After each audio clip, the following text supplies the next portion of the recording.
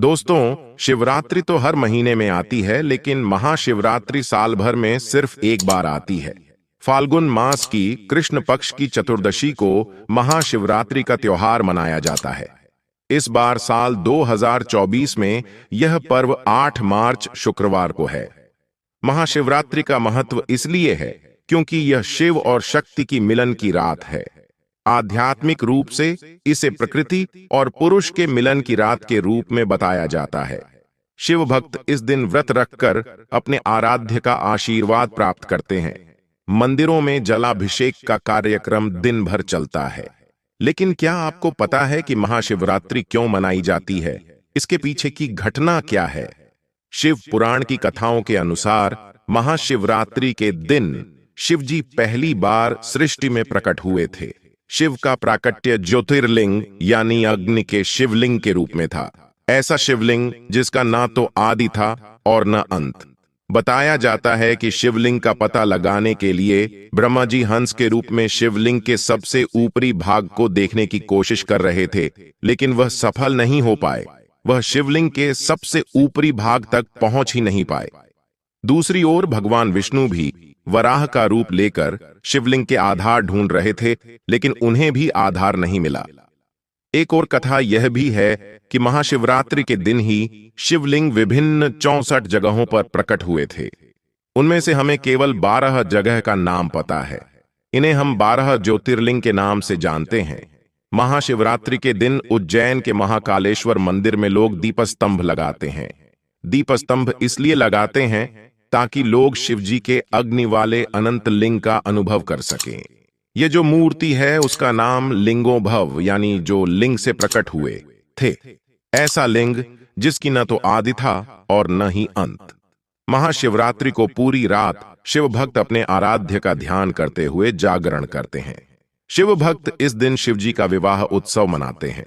मान्यता है कि महाशिवरात्रि को शिवजी के साथ शक्ति स्वरूपा देवी पार्वती की शादी हुई थी। इसी दिन शिवजी ने वैराग्य जीवन छोड़कर गृहस्थ जीवन में प्रवेश किया था। शिव जो वैरागी थी वह गृहस्थ बन गए। माना जाता है कि शिवरात्रि के 15 दिन पश्चात होली का त्योहार मनाने के पीछे एक कारण यह भी है। इस दिन श्रद्धालु इसी विश्वास के साथ व्रत रखते हैं और रात भर से भोलेनाथ की भक्ति में लीन रहकर भजन कीर्तन करते हैं, ध्यान करते हैं। दोस्तों, लिए सबसे पहले जान लेते हैं शिवरात्रि की पूजा कैसे करें और उसके बाद जानेंगे शिवरात्रि के चारों पहर का शुभ मुहूर्त पूजा विधि। लेकिन उससे पहले वीडियो को लाइक अवश्य कर दें और कमेंट सेक्शन में हर हर महादेव अवश्य लिखें। दोस्तों, इस वीडियो में आपको शिवरात्रि से संबंधित इतनी सुंदर और संपूर्ण जानकारी दी जाएगी जो आपको कहीं नहीं मिलेगी। वीडियो थोड़ी लंबी जरूर है, लेकिन सारी बातों को हमने इसमें विस्तार पूर्वक बताया है। तो वीडियो में शुरू से लेकर अंत तक जरूर बने रहे दोस्तों। महाशिवरात्रि पर इस प्रकार के योग संयोग जो हो रहे हैं, ग्रहों की स्थिति 300 साल पहले हुई थी। 1 या 2 बार ही सालों में बनती है। इस दुर्लभ संयोग में भगवान की शिव की आप जो भी पूजा करते हैं, ध्यान करते, मंत्रों के जाप करते हैं, वह शीघ्र फल प्रदान करने वाली होती है। श्रवण नक्षत्र के उपरांत धनिष्ठा नक्षत्र भी आ जा रहा है। शिव योग है, घर करण है, मकर कुंभ राशि के चंद्रमा की साक्षी रहने वाली है। कुंभ राशि में सूर्य शनि बुध का युति भी रहने वाला है और यह 3 शताब्दी में 1 या 2 बार ही बनते हैं। और जब नक्षत्र योग्य और ग्रहों की स्थिति यह केंद्र में त्रिकोण बनाती है तो दोस्तों अद्भुत संयोग होता और हम सब साक्षी हैं इस अद्भुत महाशिवरात्रि के। तो बहुत ही शुभ संयोग में, शुभ मुहूर्त में महाशिवरात्रि आ रही सभी को सच्चे दिल से भोलेनाथ की, भगवान शिव की, महादेव की आराधना करनी है। इससे भक्तों के मनोवांछित फलों की प्राप्ति जरूर होगी। इस दिन सुबह सुबह जल्दी उठना है, हथेलियों के दर्शन कर धरती मां को प्रणाम कर घर की साफ सफाई करनी है और संकल्प ले लीजिए।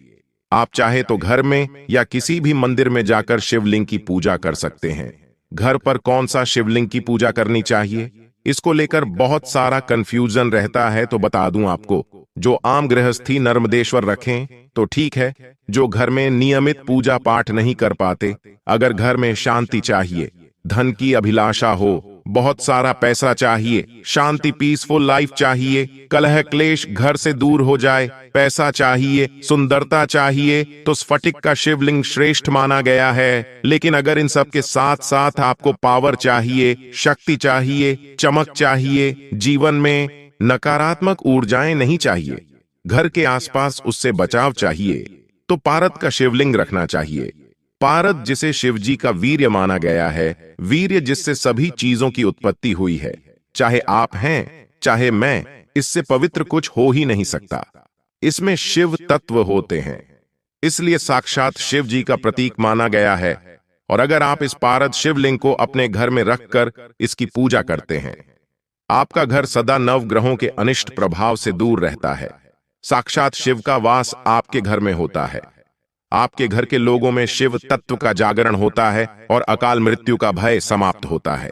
सभी बड़े और बच्चों की बुद्धि तीव्र होती है, स्वास्थ्य में लाभ होता है, धन धान्य में वृद्धि होती है, मान सम्मान में वृद्धि होती है, पद प्रतिष्ठा में वृद्धि होती है, संतान सुख प्राप्त होते हैं। 12 ज्योतिर्लिंगों की पूजा का फल सिर्फ एक पारद के शिवलिंग की पूजा से प्राप्त हो जाता है।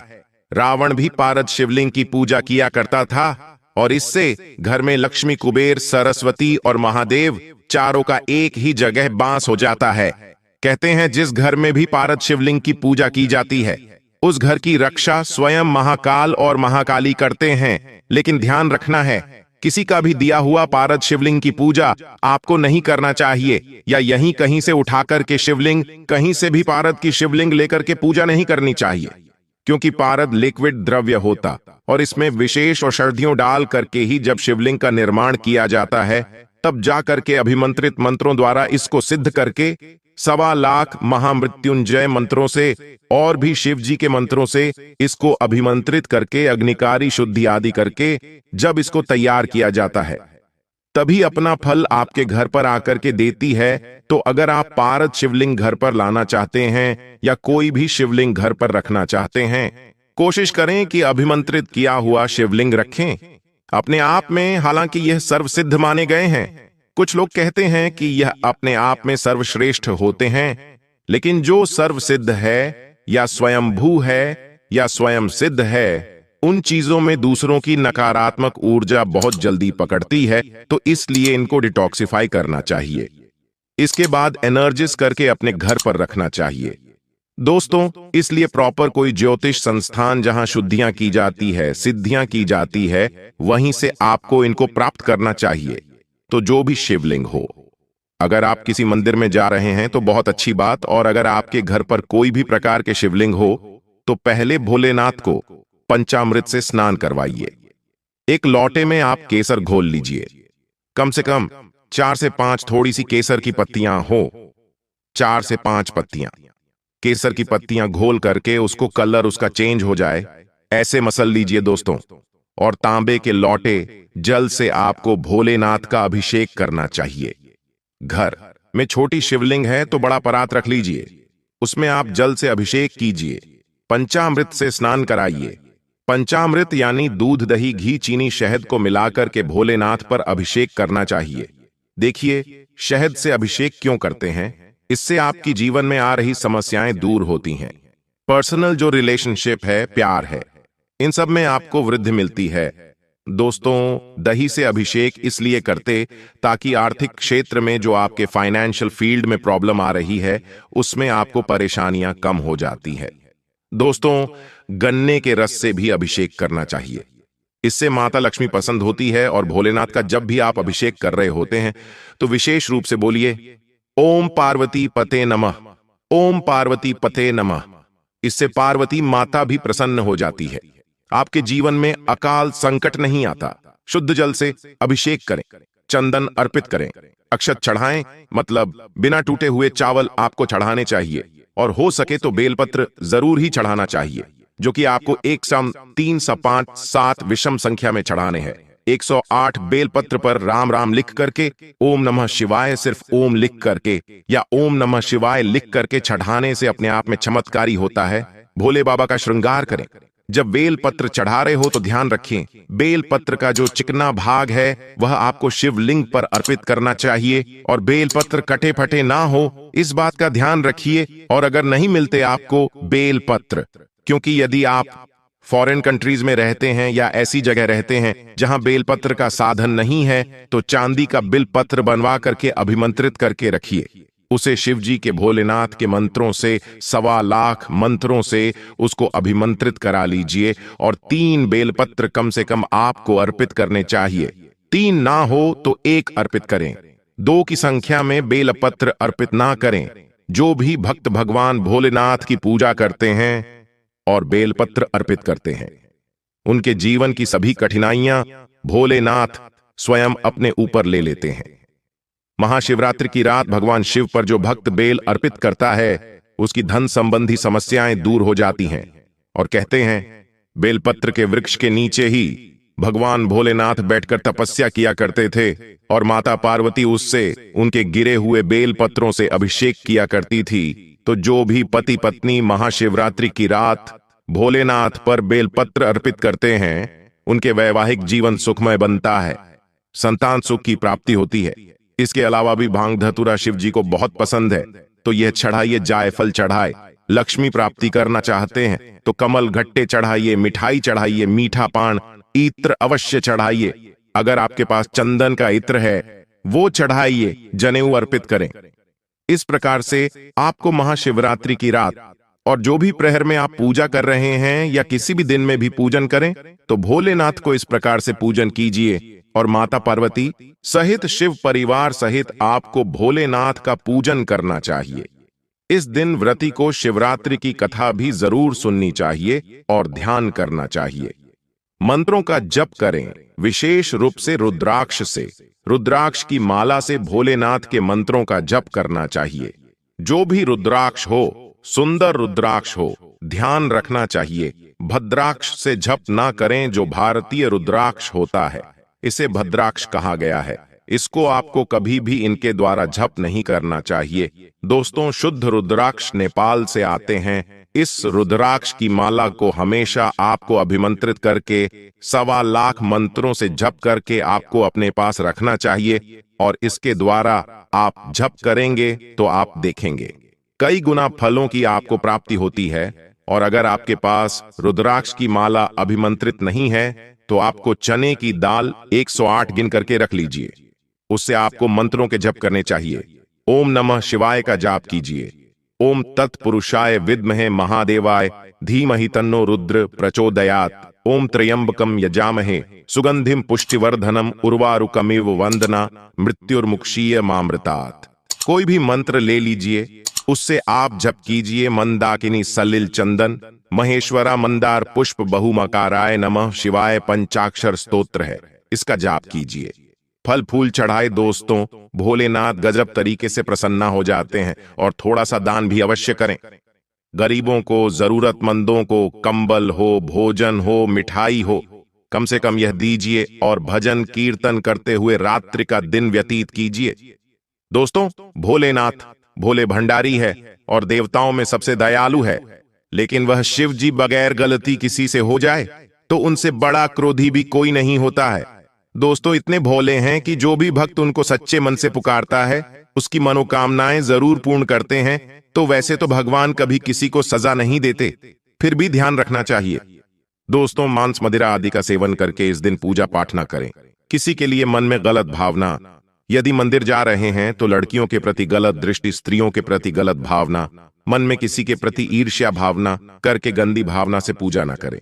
दोस्तों, इस दिन पशु पक्षियों, पेड़ पौधों को हानि न पहुंचाएं, किसी भी जीव को नाराज ना करें, बड़े बुजुर्गों का सम्मान करें।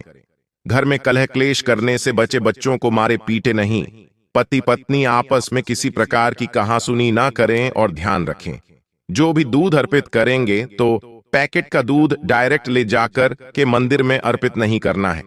किसी चांदी की लोटे में, किसी स्टील के गिलास में ले लीजिए, वह ठीक है। लेकिन आप ऐसे जा करके डायरेक्ट प्लास्टिक की बोतलों से जल या प्लास्टिक का इस्तेमाल उनकी पूजा में ना करें। दोस्तों, और स्टील के लोटे में दूध लेकर के नहीं चढ़ाना चाहिए। तो दूध अगर लेकर जा रहे हैं तो तांबे के लोटे में आप डाल सकते हैं। किसी बर्तन से ही आपको भोले बाबा को जल चढ़ाना चाहिए। इस दिन आपको यह नहीं कि उपवास किया है तो सुबह भी देर से उठेंगे। दिन काटना है, दोपहर को भी 2-4 घंटे सो गए, इसके बाद रात्रि में भी सोने लगे। आप पूरे टाइम सो करके व्यतीत करें तो इससे भोलेनाथ नाराज होते हैं। दोस्तों, महाशिवरात्रि का दिन है तो ज्यादा से ज्यादा ज्योतिर्लिंग के सामने बैठकर ध्यान करें और देखिए दोस्तों, कैसे आपके जीवन की बहुत सारी कठिनाइयां कम हो जाती हैं। आपका दर्द, पीड़ा, कर्ज, गरीबी, परेशानी, भयंकर से भयंकर बीमारी, शरीर में रोग, यदि शरीर दुखता हो, दुश्मन पीछे लग गए हो, पढ़ाई में मन नहीं लगता, नौकरी नहीं लग रही है, तो वह भी आपके सभी कार्य पूर्ण हो जाएंगे।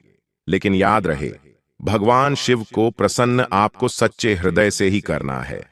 मन में कूट कूट कर भगवान शिव का जप करें और हर तरफ, हर इंसान में भगवान शिव को ही जो भक्त देखता है, तब भगवान शिव साक्षात उसके जीवन में प्रवेश कर जाते हैं और उस व्यक्ति का दुश्मन भी बाल बांका नहीं कर पाता है, काल भी कुछ नहीं कर पाता है। दुनिया उसके इशारे पर नाचती है और थर थर दुश्मन कांपता है। जय भोले बाबा सच्चे दिल से कमेंट में जरूर और एक लाइक जरूर करें। लेकिन अभी तक अपने चैनल को सब्सक्राइब नहीं किया है तो हिंदू रिलीजियस टेल्स चैनल को सब्सक्राइब करके बेल आइकन का बटन अवश्य ही दबा दें।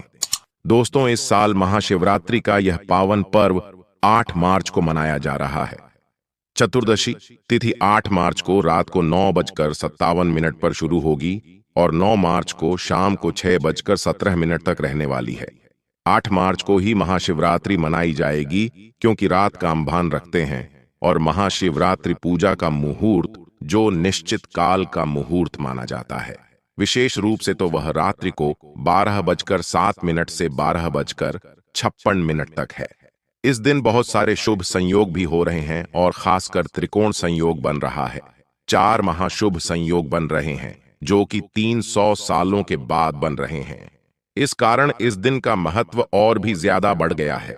महाशिवरात्रि पर सर्वार्थ सिद्धि योग आ रहा है सुबह 6:38 से 10:41 तक, और इस दिन आप जो भी शुभ कार्य करते हैं उसमें सफलता अवश्य मिलती है, उसका 2 गुना फल प्राप्त होता है। शिव योग है। बहुत कम होता है कि शिव योग में महाशिवरात्रि आती है, तो यह अपने आप में चमत्कारी मानी जा रही है। 9 मार्च को सूर्य उदय से लेकर रात्रि को 12:46 तक शिवरात्रि शिव योग माना जा रहा है और शिव योग में आप जितनी ज्यादा ध्यान करते हैं, मंत्रों के जाप करते हैं, उतनी ही आपको भोलेनाथ की कृपा प्राप्त होती है। घर में शुभ कार्य होने के योग्य बनते हैं। इस दिन सिद्धि योग भी है जो कि 9 मार्च को रात्रि में 12:46 से लेकर 8:32 तक है और इस दिन को भगवान गणेश से जुड़ा हुआ माना जाता है। ऐसा कहा जाता है कि सभी कार्यों में इससे सफलता मिलती है और यह घर में बरकत को बढ़ाता है। और इस दिन सुबह 10:41 तक श्रवण नक्षत्र भी आ रहा है और श्रवण नक्षत्र के स्वामी कौन होते हैं? शनिदेव होते हैं। तो श्रवण नक्षत्र में आप जो भी काम करते हैं तो आपके जीवन में कार्यों में अगर बाधाएं आ रही हैं तो बहुत दूर हो जाती है। महाशिवरात्रि में 4 पहर की पूजा का महत्व बताया जाता है। 3 महानिशाओं में अंतिम कही जाने वाली महाशिवरात्रि के 4 प्रहर में भगवान शिव का 4 विशेष अभिषेक उनकी कृपा पाने का सबसे आसान उपाय है। 4 प्रहर की पूजा करने से सभी पापों से मुक्त होकर धर्म, अर्थ, काम और मोक्ष की प्राप्ति होती है। यदि कोई शिव भक्त 4 बार पूजन और अभिषेक न कर सके और पहले प्रहर में 1 बार ही पूजन कर लें तो भी महादेव की कृपा से उसको कष्टों से मुक्ति मिलती है। 4 पहर की पूजा संध्या काल यानी प्रदोष वेला से शुरू होकर अगले दिन ब्रह्म मुहूर्त तक की जाती है। इस साल महाशिवरात्रि 8 मार्च 2024 को है। चतुर्दशी तिथि 8 मार्च को रात 9:58 पर आरंभ होगी और 9 मार्च को शाम 6:18 पर समाप्त होगी। चंद्रोदय व्यापिनी चतुर्दशी तिथि महानिशीत काल रात्रि 9:58 से 12:31 तक में मध्य रात्रि में भगवान शिव जी की पूजा विशेष पुण्य फलदायी होगी। तो रात्रि की जो प्रथम प्रहर की पूजा होगी वह शाम को 6:25 से 9:28 तक होगी।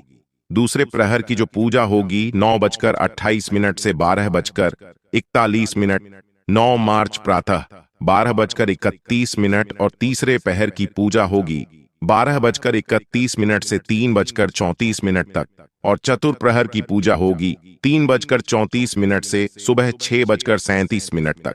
निश्चित काल की पूजा में बता चुका 12:07 से 12:56 तक यानी 49 मिनट तक है।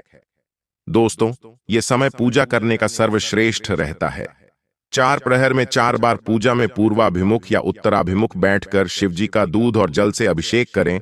उन्हें वस्त्र, चंदन, यज्ञोपवीत, आभूषण, सुगंधित द्रव्य के साथ बेलपत्र, कनेर, धतूरा, मदार, ऋतु पुष्प, नैवेद्य आदि अर्पित करें। धूप दीप से आरती करें। इसी के साथ पंचाक्षर मंत्र का जप करें। मंत्र जप के साथ रुद्राभिषेक, रुद्राष्टाध्याय तथा रुद्री पाठ का भी विधान है। 4 प्रहर के विशिष्ट अभिषेक का समय 8 मार्च 2024 को शाम 6:25 से सुबह 6:37 तक रहेगा। प्रथम प्रहर में भगवान शिव का दूध से अभिषेक करते हुए ओम ही ईशान्य नमः मंत्र का जप करें। द्वितीय प्रहर में ओम ही अघोराय नमः जपते हुए दही से अभिषेक करें। तृतीय प्रहर में ओम ही वामदेवाय नमः का जप करते हुए घी से अभिषेक करें। चतुर्थ प्रहर में शहद से अभिषेक करें और ऊ ही सद्योजाताय नमः का जप करें। इसके अलावा भी आप अभिजीत मुहूर्त हो, अमृतकाल, इसमें आप पूजा कर सकते हैं। ब्रह्म मुहूर्त में कर सकते हैं, यह भी बहुत शुभ माना जाता है।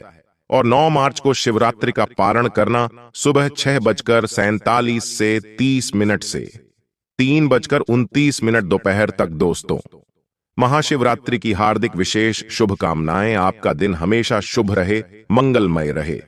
दोस्तों, आज सच्चे हृदय से कमेंट में लिख देना, हर हर महादेव, जय शिव शंभू, कालों के काल, महाकाल का आशीर्वाद सदैव आप सभी के ऊपर बना रहे।